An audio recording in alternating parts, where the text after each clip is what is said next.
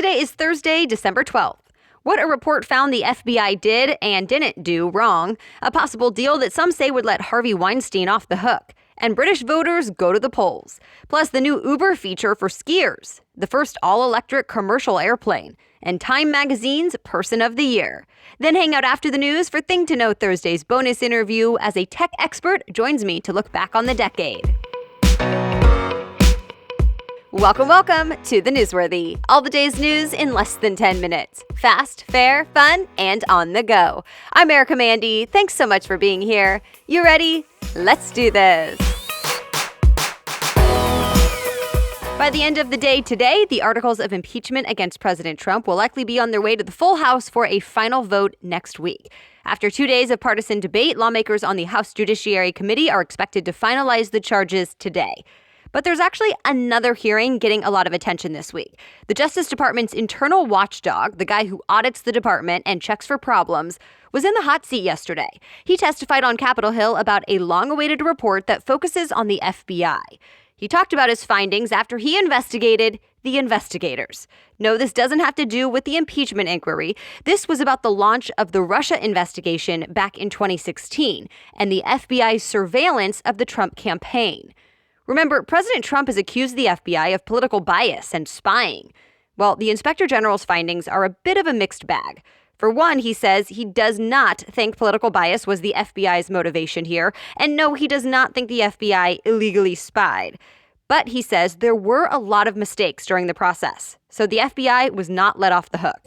NBC News says the report found basic and fundamental errors, including an altered email and key information being left out. And the Inspector General even suggested that the FBI's former director, James Comey, was not cleared of wrongdoing. But President Trump and Attorney General William Barr don't think the findings go far enough. So we'll probably be hearing about a second opinion on this before it's all over. Don't expect the federal interest rate to change anytime soon. The Wall Street Journal reports after 3 rate cuts this year, the Fed decided at a meeting yesterday to keep the rate the same for now. CBS News reports some Fed officials even expect it will not budge for the next year. The Fed says it's confident because job gains have been solid and the unemployment rate has stayed low. So the economy does not need the extra boost right now. There's a possible deal now between disgraced movie mogul Harvey Weinstein and more than 30 of his accusers. Remember, Weinstein has been accused of sexual harassment and assault by dozens of women over the last couple of years. Now the New York Times reports the proposed settlement is for $25 million. But assuming it's approved by the necessary judges, he would not have to admit wrongdoing.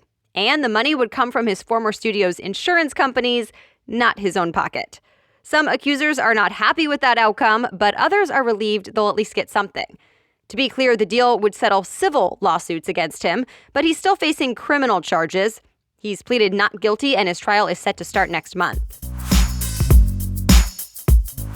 British voters are heading to the polls today for a snap election, and how they vote could determine what happens next with Brexit.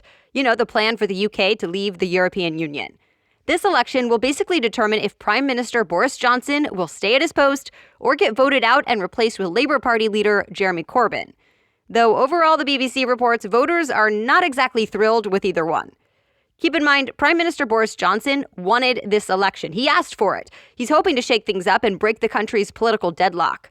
Remember, Johnson only took over after the former Prime Minister Theresa May could not get a Brexit deal passed, but now Johnson's efforts haven't worked either. We'll see if this election helps. Stay tuned. Also of note, Israel is set to have its third election in 1 year, which is unprecedented. The reason? Leaders from the country's 2 major parties have not been able to form a government, so now The Hill says Israel is planning to hold another election in March.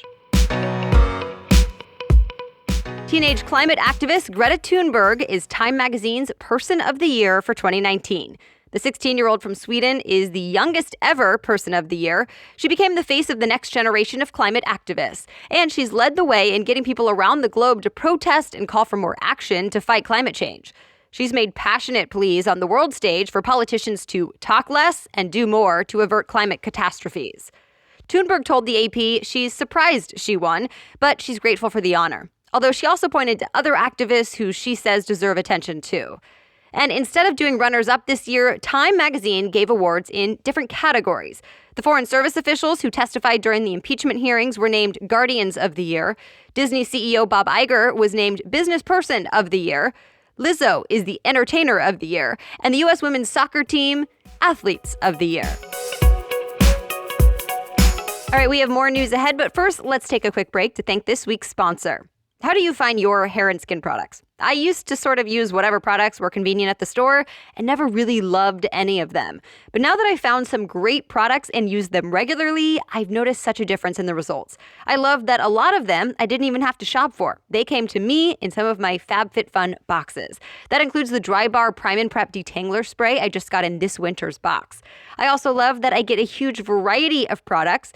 We're talking full-size beauty, fitness, fashion, and lifestyle products. For example, another favorite from the winter box is a stylish Rebecca Minkoff beanie set, and so much more. I always get excited when my FabFitFun box arrives at the door. If you don't know, it's a seasonal subscription box. So by the way, guys, this makes a great gift that keeps giving 4 times a year.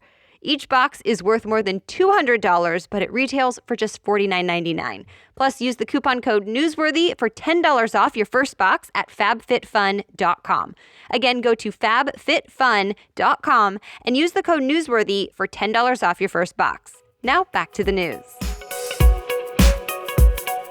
The New York Yankees just gave out the biggest pitching contract in baseball history. The record-breaking 9-year deal is with pitcher Gerrit Cole. CBS Sports reports the deal is worth $324 million. And by the way, a different pitcher held the same record for just 48 hours before Cole's deal. Steven Strasburg just re-signed with the Washington Nationals earlier this week, getting another big money contract. Turns out sports may not be all bad for the brain. Yes, we know some types of sports can lead to concussions, which can have a negative and lasting impact on athletes' brains. But a new study from Northwestern University shows athletes can actually have healthier brains than non-athletes. The study looked at 1,000 students and half were athletes. It found playing a sport can actually help people process external sounds better. In other words, they can lessen the static noise in their brains to better hear what's going on around them, like a teammate yelling. Researchers say physical activity also seems to quiet the nervous system, which can improve how people handle injuries or other health problems. The world's first fully electric commercial plane completed its first test flight. It was short. CNN says it was only about 15 minutes, but industry experts say the historic flight marks the start of the electric age and could mean low-cost, environmentally friendly air travel is in our near future. The plane was a 6-seater old seaplane refitted with a fully electric motor, which has the ability to fly a plane of that size about 100 miles. CNBC says the plane's developers hope to have an all-electric commercial fleet up and running in 2 years. Uber is rolling out a new feature catered to winter sports lovers. It's called Uber Ski. It will basically let riders request an Uber car that has a roof rack or enough space to carry skis and snowboards. Engadget says riders will have to pay a surcharge for this, and drivers will get part of that as extra pay. Uber Ski will be available later this month in more than 20 areas like the Rockies, Denver, upstate New York, and Salt Lake City. Google's annual year-end search is here, and the top trending search term in the U.S. in 2019 was Disney+. The new streaming service that came out a month ago, apparently it saw the largest spike in traffic over the longest period of time. Baby Yoda, the star of the Disney Plus show The Mandalorian, also made the list as the top trending search for babies. In fact, Google breaks down the top searches for several different categories. Like the top trending news search was Hurricane Dorian. The top TV show, Game of Thrones. And the top what is phrase, people really wanted to know what is Area 51. That's it for the main news today, but it's now time for Thing to Know Thursday, where a different expert explains a different thing to know only on Thursdays after the news. And today we're talking about the top tech news of the year and the decade, and what to expect next in 2020 and beyond. My guest today is Brian McCullough. He's the co-founder of Ride Home Media and the host of Techmeme Ride Home, Silicon Valley's podcast of record. It provides the day's tech news in 15 minutes. Facebook CEO Mark Zuckerberg called Techmeme the news source he definitely follows. So here's our conversation about tech as we wrap up 2019. Hi, Brian. Thanks so much for coming on The Newsworthy. Hi, Erica. You know I'm a big fan of your show. Appreciate it. Well, let's first take a look back at this year, 2019. What would you say are the top 5 tech stories of 2019? Well, in a way, 2019 was the unicorn parade. Unicorns, you might know, are, private companies, startups that are valued above $1 billion before they go public on public markets. There was a whole generation that sort of came of age this year, everything from Lyft to Pinterest to Uber, Slack, Peloton even. There's the whole story of WeWork not successfully coming of age, as it were. But it's sort of important to think about like a whole generation, the post sort of Facebook and social media generation. The startups of the last decade all sort of made their debut this year. So there's a lot of new millionaires out there. Which is important for Silicon Valley because that means there's a lot of people that will be making investments and angel investments and seed investments to create the next generation. All right, so next one. Everyone should know about the streaming wars. Everyone subscribes to Netflix, and now seemingly everyone has signed up for Disney+. This is just kicking off at the tail end of this year. It's actually going to be more a story next year because there's a whole bunch more coming. Peacock comes from NBC Universal. There's even a startup called Quibi that has $1 billion behind it. So, everyone talks about are we going to be subscribing to 7 different services just to watch TV? Well, that's sort of gotten kicked off this year. And the other side note that some people worry about is that we won't all be watching the same thing, so we can no longer talk about it. There will be no more water cooler discussion about TV shows because none of us will be watching the same stuff. So let's go through the last few biggest tech stories of 2019. The whole tech backlash has been going on for several years now. People suddenly not feeling so great about technology in general. That sort of this year has morphed into this notion that the backlash might become regulation by governments and other entities. That's sort of gone part and parcel with, there's been a backlash within Silicon Valley. I have done stories recently about, is there a civil war going on in Google?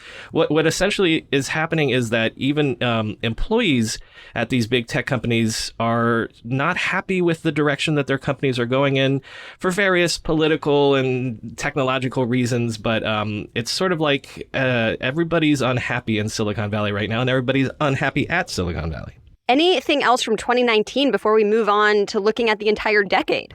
This is one that is going to be out of left field that probably no one's aware of, but maybe 100 years from now, this year will go down in history as when we first reached quantum supremacy. Quantum supremacy means that researchers at Google this year, for the first time, were able to do a computing process using quantum computing that would be impossible to do with traditional computing. Let's talk about a few of the top stories from the decade. 2010 to 2019. Well, for sure, the biggest story is this was tech's decade. Tech owned it. Tech is triumphant. I think the stat is that at the beginning of the decade, if you took the top 10 most valuable companies in the world, only one was a tech company, and now 8 of the 10 are tech companies. The 5 big tech companies, those 5 stocks alone represent 20% of the value of the S&P 500 this year, and this was a fantastic year for stocks. So the number one story is that, tech runs the world at this point. So next one. Artificial intelligence has so many actual applicable uses now for various products and various things that definitely this was the generation that AI stopped being something that, it's 20 years away or whatever. It's like it's becoming now. And then even though it's another thing that's maybe 20 years away, this was the decade of crypto. Bitcoin was created in the previous decade, but this was the decade that the explosion of crypto projects and sort of that technology has just led to a whole, entirely different sector of technology itself. And of course, both of those things, AI and cryptocurrencies, come with a lot of controversy. It comes back to the tech backlash thing. It's like there was a period of time, the previous decade, everything about tech was magical and wonderful. And can you believe the great things they brought into our lives? And everything that's great in this decade always seemed to come also hand in hand with something that was cringeworthy a little bit. So what can we expect for the next 10 years? In theory, maybe we will get self-driving cars by the end of the decade, but we were supposed to get it by the end of this decade. I would say that for sure next year is the year of 5G, but what that will mean will play out over the decade, because 5G, we'll have, faster download speeds on our phone than anything we've ever seen before. But that's not the revolution. The revolution will be, what can 5G enable? Will it be surgeries halfway across the world? And then weirdly enough, I don't think that this has gotten enough attention, but space tech, things like SpaceX and small satellites and things like that have had a revolution over the last several years that I think this decade is going to play out in a very major way. We've had satellites in space for 50, 60 years, but the fact that private enterprise can do all sorts of amazing things right now cheaply, I think we're going to see this next decade as perhaps the decade that space technology became more than just jets and stuff. And you can learn more about our guest and some of the tech news mentioned in today's show notes. That's also where you'll find the sources and links to all the stories we talked about in this episode. Just go to thenewsworthy.com/show notes. Thank you so much for listening. The Newsworthy is here for you by 4 a.m. every weekday, so we'll chat again tomorrow. Have a great day.